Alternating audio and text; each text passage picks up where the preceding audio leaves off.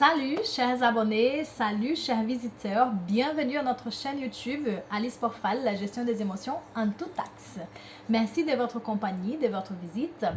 Alors, pour ceux qui ne me connaissent pas, je vais me présenter. Je m'appelle Alice Porfal, je suis coach en développement personnel, mais je suis aussi professeure de français, de portugais, mais aussi de littérature francophone. Oui, j'ai un parcours un peu atypique, on va dire, parce que justement, je viens du monde de l'enseignement. Maintenant, je suis dans le monde de l'accompagnement. Mais pour moi, en fait, c'est vraiment pas atypique, parce que j'ai pu lier mes deux passions. Accompagner les personnes et les aider à être de meilleures personnes, en fait, à changer leur comportement dans le but de pouvoir évoluer. Et aussi, une autre passion que c'est enseigner, transmettre mes connaissances. Donc, j'ai pu lier les deux et aujourd'hui, voilà, me voici en train de proposer des formations, en train de faire des formations aussi gratuites sur YouTube pour que vous puissiez évoluer, grandir. Et pas seulement vous, mais toutes les personnes qui sont autour. Vous savez, quand j'ai commencé à enseigner, je me rappelle très bien, c'est comme si c'était là, j'étais en train de vivre en fait ce moment. Quand j'ai vu pour la première fois des personnes qui étaient assises en train de me regarder et d'écouter ce que je disais, je me suis sentie tellement importante, mais pas dans le mauvais sens. Mais en fait, je me suis dit, waouh, il y a des personnes qui peuvent s'asseoir pour m'écouter.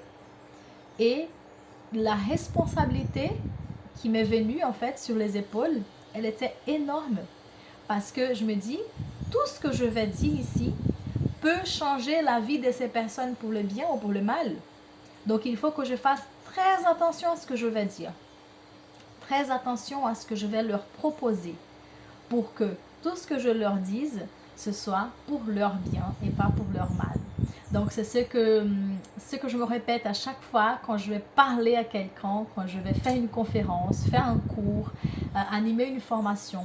Parce que je sais en fait l'importance, je comprends la responsabilité qu'on a en tant que formateur, en tant que personne qui transmet des connaissances dans le but de faire grandir l'autre, bien sûr.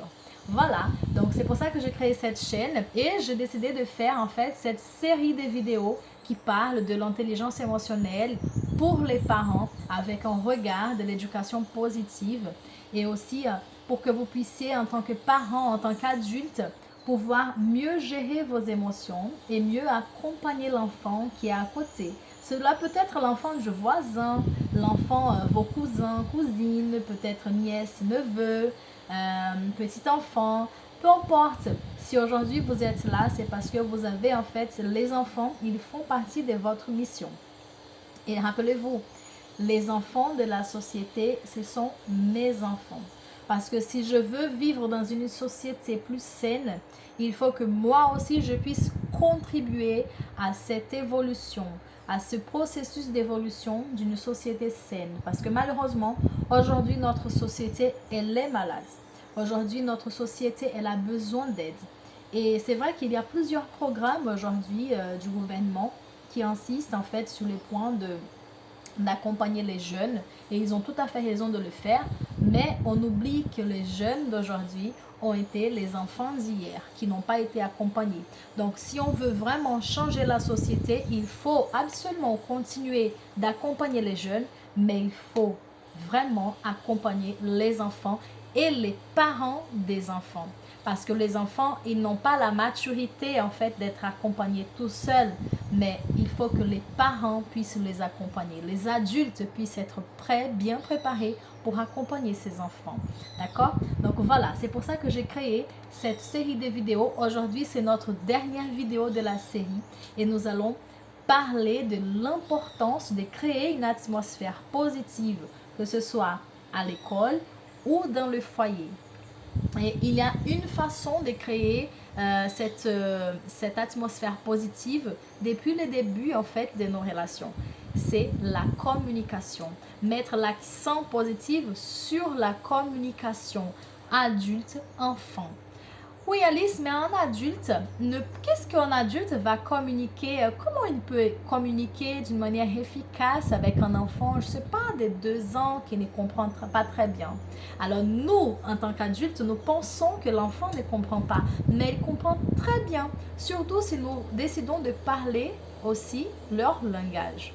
Ça veut dire parler de manière plus compréhensible, parler à travers des gestes, parler à travers les jeux, parler pour qu'ils se sentent écoutés, qu'ils se sentent intégrés dans cette famille, dans cette salle de classe, pour qu'ils ne se sentent pas à l'écart. Aujourd'hui, il y a beaucoup d'adolescents qui n'arrivent pas à communiquer au sein de leur foyer. Des adolescents qui sont devenus des robots. Oui, mais qui les a transformés en robots? Nous-mêmes, les adultes. On développe en fait des habitudes qui peuvent nous soulager sur le moment, mais qu'après vont nous causer plusieurs problèmes. Exemple, l'enfant a besoin d'attention. Il a besoin de nous. Il a besoin de notre regard, de notre parole. Il a besoin en fait de sentir que nous sommes là. Et nous sommes très occupés, c'est très compréhensible parce que nous devons travailler. Et qu'est-ce que la plupart des adultes, qu'est-ce qu'ils font? Ils donnent à l'enfant la tablette, ils donnent à l'enfant le téléphone, ou ils allument la télé. Donc là, on a mis en place la babysitter virtuelle, qui est gratuite parce qu'on va juste payer l'électricité rapidement, voilà, pas trop cher. Et l'enfant sera bien gardé par cette babysitter. Ok. Sauf que si on commence à donner des mauvaises habitudes aux enfants, ça veut dire que nous sommes en train de former des adolescents qui auront des mauvaises habitudes aussi. Donc, aujourd'hui, quand nous voyons des adolescents qui sont accros à leur téléphone, qui ont vraiment du mal à s'exprimer, qui n'ont pas envie de sortir de chez eux parce qu'ils pensent, voilà, que le monde, la société n'a rien à leur apporter et que leur téléphone, voilà, ça leur suffit. C'est malheureusement parce qu'ils ont été habitués. Déjà, qui a acheté le téléphone à l'ado? Voilà, l'adulte. Qui a acheté les casques les plus modernes à cet ado? C'est l'adulte. Qui a donné des mauvaises habitudes à cet adolescent pour qu'aujourd'hui, il ait plaisir, en fait, qu'il éprouve du plaisir à passer toute la journée dans sa chambre en train d'écouter de la musique ou en train de parler au téléphone avec ses amis. C'est parce qu'en fait, depuis le plus jeune âge, nous devons comprendre déjà notre place, donner des occupations saines à l'enfant pour que quand il devienne adolescent, il puisse en fait juste continuer de faire en fait ce qu'il avait l'habitude de faire. Un exemple, c'est que pour les mamans ou les papas, quand ils sont à la maison et qu'ils doivent faire les tâches ménagères, en général, les adultes ont tendance à dire « sortez de là, je suis en train de faire le ménage ». Mais non, au lieu de dire « sortez de là, je suis en train de faire le ménage », on doit dire « venez voir comment maman fait. Qu'est-ce que tu penses que tu peux faire pour m'aider à faire le ménage ?» Tu sais, en fait, à la maison, on n'aide pas la maman, on collabore. Quelle sera ta collaboration, mon chéri? Ah, maman, je vais essuyer la table. Je peux? Mais oui, bien sûr. Allez, viens, je vais te donner un tissu. Voilà. Voilà. Donc, on inclut l'enfant dans les tâches ménagères et on n'impose pas, on propose. Il y a une très grande différence entre imposer et proposer. Je ne vais pas imposer à mon enfant de faire quelque chose que moi-même, je déteste le faire. Ce n'est pas possible. Alors, si moi, je n'aime pas, ah, Elise, mais il faut que quelqu'un le fasse. Oui, si je n'aime pas, je ne peux pas imposer à mon enfant. S'il aime faire, ça, tant mieux. Mais s'il n'aime pas, je ne peux pas l'imposer. Je peux justement créer un calendrier où on va peut-être, moi je vais devoir faire un effort de faire une des tâches ménagères que je n'aime pas, mais lui aussi il va faire son effort et comme ça on va avancer. Il y a des parents qui me disent « Mais Alice, mon enfant il ne fait rien à la maison, je suis épuisée parce que je dois tout faire. » En fait, je me sens mal à l'aise de répondre à ces parents, mais c'est parce que vous n'avez pas en fait, stimulé votre enfant depuis qu'il était petit. Voilà, c'est le mot en fait. Stimuler l'enfant, lui donner envie de faire, d'accord? Et quand est-ce qu'on donne envie à un enfant de faire quelque chose? C'est quand on commence à lui présenter des choses, on lui présente et on l'encourage à le faire. Parce que c'est sûr qu'au début, un enfant qui va commencer à essuyer la table, s'il a 3 ans, 4 ans, il ne va pas bien faire. Mais à nous, les adultes, de dire, waouh, merci beaucoup chérie de ta collaboration. Regarde, waouh, tu as fait la moitié pour moi, mais c'est génial. Donne-moi le tissu, maman va terminer ici, d'accord? Mais waouh, franchement, merci, hein, tu m'as beaucoup aidé. Et c'est vrai, il vous a aidé. Et il a été encouragé et heureux d'avoir collaboré avec les tâches ménagères. Et après, ensuite, il peut aussi faire d'autres choses s'il est plus grand. Il peut commencer à plier les linges et aussi, quoi d'autre? Voilà, faire la vaisselle, des choses qui sont en plastique, des choses qui ne vont pas mettre sa vie en danger. Vous voyez? Donc, l'encourager à faire les choses qu'il est capable de faire jusqu'à ce qu'il puisse faire toutes les activités ménagères quand il sera adolescent et que cela ne soit pas en fait une obligation, mais il a déjà compris cette notion d'appartenance, cette notion de collaboration. Il sait qu'il doit le faire. Vous comprenez? Et après, une fois qu'on a pu inclure cet enfant dans tout ce que nous faisons, à sa manière, hein, à une façon d'enfant, il faut qu'on pense aussi à inclure l'enfant dans la communication familiale. Alice, mais bon, tu sais, je suis mère solo, je suis père solo, on n'a pas vraiment une famille traditionnelle, c'est moi et mon enfant. Quel est le problème? En fait, commencez à prévoir des réunions familiales, même si vous êtes mère solo, père solo, mamie solo, votre enfant, il est votre famille. Si vous habitez tous les deux dans une maison, vous êtes une famille. Il faut comprendre que la famille, en fait, une fois qu'il a un foyer, il a une famille. D'accord? Donc, si votre famille elle est composée d'une seule personne, de 2 personnes, pardon, vous et l'autre personne, voilà. Donc, vous faites la réunion des familles avec cette personne. Et quels sont les avantages de commencer à proposer à un enfant une réunion des familles? C'est que l'enfant, déjà, ce sera un endroit où il va se sentir écouté, compris, parce que dans cette réunion des familles, ce n'est pas un endroit pour critiquer. Ce n'est pas un endroit pour mettre l'enfant mal à l'aise, qu'il se sente en fait jugé, critiqué, mal à l'aise. Non, bien au contraire. Il faut que dans les réunions des familles, ils se sentent écoutés, ils se sentent accueillis, aimés. Vous voyez, en fait, il faut que cette réunion des familles, elle dégage l'amour et pas vraiment la pression familiale de dire « Oui, on aura une réunion des familles aujourd'hui. C'est parce que nous avons fait quelque chose qui n'a pas pu plaire à papa et à maman. » Non, non, non, non. En fait, la réunion des familles, il faut que ce soit un moment agréable. Et pas seulement pour l'enfant, mais pour tout le monde, pour toute la famille. Vous comprenez? Donc, Alice, comment je dois faire pour que la réunion des familles soit agréable? Parce que mes enfants, ils n'aiment pas être en famille. C'est parce que vous n'avez pas habitué cet enfant à être en famille. Donc, si vous avez des enfants de 3 ans, d'accord, de 2 ans, il faut lui donner des tâches qu'il puisse accomplir dans la réunion des familles. Donc, si cette réunion sera faite le soir, par exemple, on va prévoir des jeux où cet enfant il soit inclus. Après, si vous avez aussi des enfants de 3-4 ans, vous pouvez déterminer, comme dans une réunion de bureau, il y a toujours celui qui va diriger la réunion. Il y aura le secrétaire, il y aura celui qui va prendre la parole en premier, il y aura celui qui va proposer des choses. Donc, distribuer des tâches pour chaque personne de la famille. Donc, chacun a cette responsabilité de pouvoir contribuer pour que cette réunion familiale, elle soit la plus agréable possible. Alice, mais je comprends pas, hein, chez moi, mon mari n'aime pas ce genre de choses. S'il n'aime pas, ce n'est pas votre problème. Et en fait, c'est son problème. S'il n'aime pas, c'est lui qui a choisi de ne pas participer à cette réunion. Si vous êtes 5 dans la maison et que 3 ne veulent pas parce qu'ils ne voient pas l'intérêt de participer, faites la réunion avec une autre personne, vous deux. Mais commencez à instaurer cette habitude dans la famille. Une fois que les autres vont voir, ils vont se dire « Wow, mais c'est peut-être sympa ça. Peut-être que je vais participer la semaine prochaine. Vous voyez, en fait, vous n'avez pas besoin d'insister pour que l'autre participe.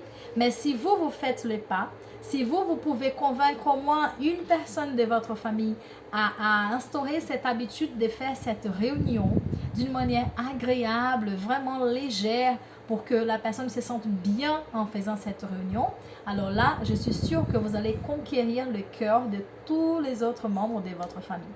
Donc, pourquoi? Quel est l'objectif? C'est que l'enfant, depuis le plus jeune âge, il puisse s'adapter à cette ambiance. Ma famille, mon foyer, c'est un endroit, c'est mon refuge. C'est un endroit où je me sens bien. C'est un endroit où je peux me faire comprendre. Je peux m'exprimer tel que qui je suis, en fait, dire qui je suis sans peur du jugement. Je suis sûre que là, dans la réunion des familles, je vais pouvoir parler de mes peurs, je vais pouvoir parler de mes angoisses, je vais pouvoir partager les moments agréables que j'ai vécus pendant la journée. Et tout ça doit être fait par l'adulte et aussi par l'enfant. Il y a certaines techniques, en fait, dynamiques des jeux qui sont très sympas. Par exemple, il y a la boîte surprise qu'on doit mettre sur un endroit, on doit poser cette boîte sur un endroit visible pour toute la famille. Et tous les jours, on doit écrire quelque chose qu'on souhaite, en fait, accomplir dans la journée. Si vous faites la réunion des familles tous les soirs, par exemple, donc on doit écrire des choses qu'on souhaite accomplir dans la journée. Et le soir, on ouvre la boîte et on ne doit pas s'identifier si on ne veut pas. Donc, on ouvre la boîte et on lit. Quelqu'un a dit qu'il voulait passer au supermarché aujourd'hui. Qui a écrit ça? Ah, ben c'est moi. Alors, tu as pu passer au supermarché? Ben non, malheureusement, parce que il y avait beaucoup d'embouteillages, je n'ai pas pu. Ah, mais d'accord, écoute, tu veux que je le fasse pour toi demain? Vous voyez, donc l'entraide et la compréhension. Donc, c'était urgence que tu voulais acheter. Ah non, mais c'était juste un petit truc pour mes cheveux, tu vois. Ah, ok, d'accord, donc tu peux faire ça demain. Ok, très bien, tu n'es pas frustré parce que tu n'as pas pu. Non, non, c'est bon. Alors, une autre qui a écrit, ah, mais j'ai voulu faire un test de français. J'ai voulu avoir une bonne note. Et après, elle vous dit, mais alors, comment a été ton test? Pas comme j'espérais.